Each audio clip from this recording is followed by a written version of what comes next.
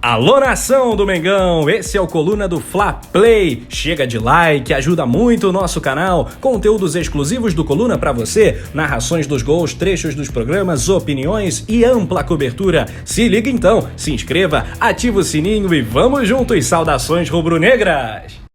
Fala galera, aqui é a Paula Matos, @_MatosP, comentarista do Coluna do Fla em mais um vídeo de opinião. E antes de mais nada, você já sabe como funciona. Deixe o seu like nesse vídeo, se inscreva no nosso canal e ative o sininho para receber em primeira mão as principais notícias do Mengo.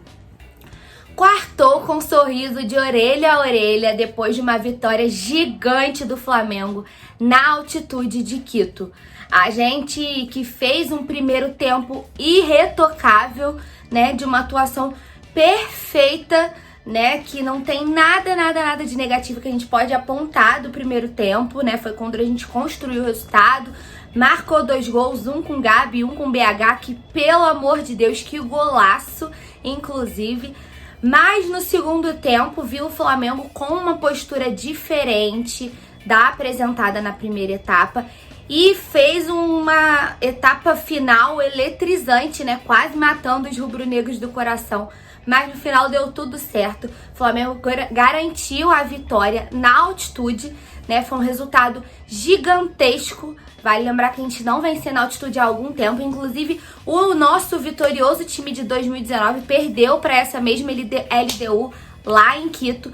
E ontem a gente conseguiu superar as adversidades de um segundo tempo de péssima atuação coletiva, né, onde o Flamengo nitidamente pisou no freio, parece que não voltou do intervalo, né, entrou muito mais displicente, permitiu a LDU que conquistasse, né, o empate, e aí no finalzinho, numa jogada de gênio do Arrascaeta, que conseguiu aquele pênalti, o Gabigol fez o gol e garantiu pra gente a vitória. Só que apesar desse resultado extremamente positivo, no meu vídeo de hoje é óbvio que eu vou exaltar essa vitória. O Flamengo segue invicto na Copa Libertadores da América, se isolou na liderança do Grupo G com 9 pontos, né? 3 vitórias em 3 jogos e tá praticamente com a classificação garantida. Faltam 3 jogos pro fim da fase de grupos e o Flamengo precisa de apenas uma vitória no próximo jogo contra o União La Calera pra já garantir a vaga nas oitavas de final. No entanto, apesar de todos os méritos da equipe e também de alguns pontos negativos, nesse vídeo eu queria falar especificamente sobre o Hugo.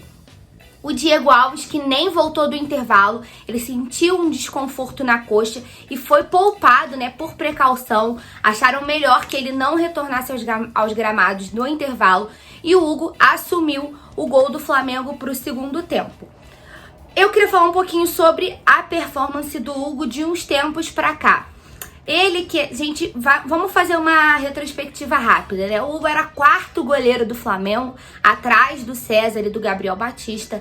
Na época daquele surto de Covid no ano passado, ele acabou conquistando, né, a vaga de titular e fez por merecer, né? Fez atuações muito boas. Foi digno de todos os elogios que fizemos a ele na época, mas o Hugo vem numa decrescente, né? Normalmente os jogadores, quando começam a ter oportunidades, principalmente vindo da base e atuando pelo profissional, são ao contrário, começam a mostrar mais serviço, começam a se destacar, né? E viram uma grata surpresa para a torcida. E o Hugo, por um tempo, foi esse presente, né? Foi essa descoberta, porque muita gente que não acompanhava o trabalho dele nas categorias de base pôde conhecer, né, quando ele teve a oportunidade no time principal e viu que realmente é um menino que tem um futuro brilhante pela frente. No entanto, de uns tempos pra cá, o Hugo não vem vivendo uma boa fase e vem deixando a desejar quando o Flamengo mais precisa dele. Foi assim, né, na eliminação da Copa do Brasil, quando ele foi responsável diretamente por entregar, né, aquele gol pro São Paulo e pela nossa eliminação. De lá pra cá, o Hugo parece estar disperso, né? Ele que vem se envolvendo também em polêmicas extracampo. Me preocupa até que ponto essa irresponsabilidade dele fora dos gramados não tá interferindo, né, no desempenho dele no Flamengo. O Hugo que vem, né, de algumas polêmicas durante essa pandemia, questão de festa, aglomeração, e eu acho que ele precisa focar. Eu vejo um Hugo displicente, né, eu vejo um Hugo inseguro. Se antes, lá no comecinho, né, quando ele foi necessitado, a gente exaltava ele, dizendo que ele estava fazendo jus, né, a oportunidade que tinha recebido, e a gente, obviamente que o Diego Alves faz falta, porque é outro patamar, é um cara ídolo, é um cara experiente, isso é óbvio, mas o Hugo vinha tendo boas atuações, vinha passando segurança e dava um refresco pra torcida do Flamengo, falava, não, a gente não tem o nosso titular, mas a gente tem um reserva que dá conta do recado. E o que eu venho acompanhando é que esse dá conta do recado não existe mais. Quando o Hugo entrou ontem, uma série de comentários nas redes sociais questionando justamente essa insegurança que ele vem passando agora. Ele parece estar muito disperso, parece que não tá focado, não tá com a cabeça 100% no jogo, tá tomando algumas decisões equivocadas, né, e tá literalmente atrapalhando o andamento do Flamengo. E a gente sabe que, por exemplo, a gente torce para que realmente o Diego Alves tenha sentido apenas um desconforto e que isso não prejudique o andamento dele nas competições, né? Ele que é muito importante para o Flamengo até hoje, não vamos esquecer daquela decisão da Supercopa contra o Palmeiras, que ele brilhou e meio que garantiu o título pra gente. Mas a gente precisa... a gente sabe que o Flamengo vem sofrido com lesões, né, nos últimos tempos, vem sido uma coisa recorrente.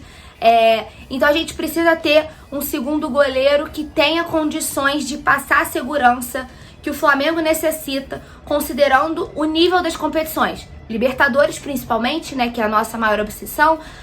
Mês de maio vem aí um mega calendário com o final do estadual, retorno do Brasileirão, né? E nitidamente o elenco vai precisar de rodagem e a gente precisa de um segundo goleiro com segurança.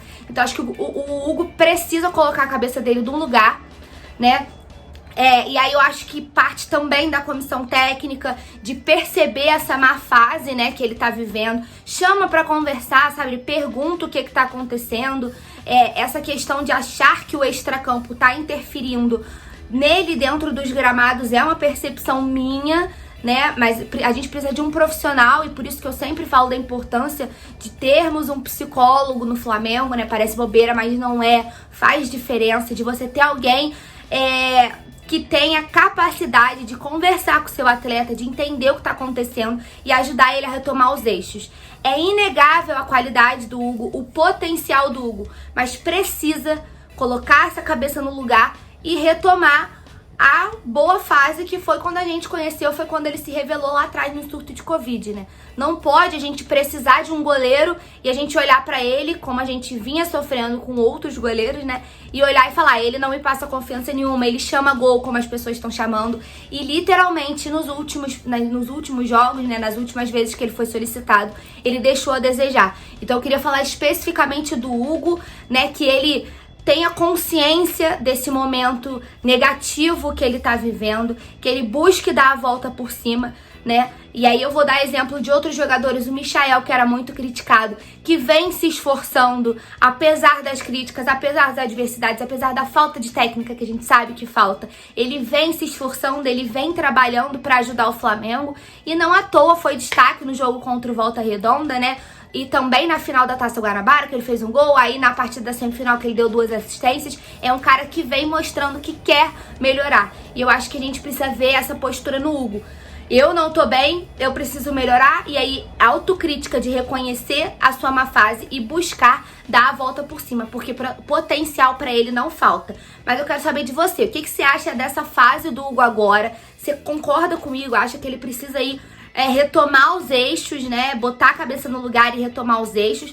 Você acha que é caso perdido? Você acha que não, que foi só um jogo, né? É só um momento, mas que a gente ainda pode contar com ele, ele ainda passa segurança pra você? Escreve aqui no comentário que eu quero te ouvir. Não esquece de deixar o like nesse vídeo, se inscrever no canal e ativar o sininho pra receber em primeira mão as notícias do meu. Tamo muito bem na Libertadores, é isso que importa. Vamos pra cima deles, vamos garantir essa classificação no próximo jogo. E no sábado tem transmissão pé quente aqui no Coluna pra acompanhar a segunda semifinal, né? O segundo jogo da semifinal entre Flamengo e Volta Redonda. A gente espera por vocês. Saudações rubro-negras!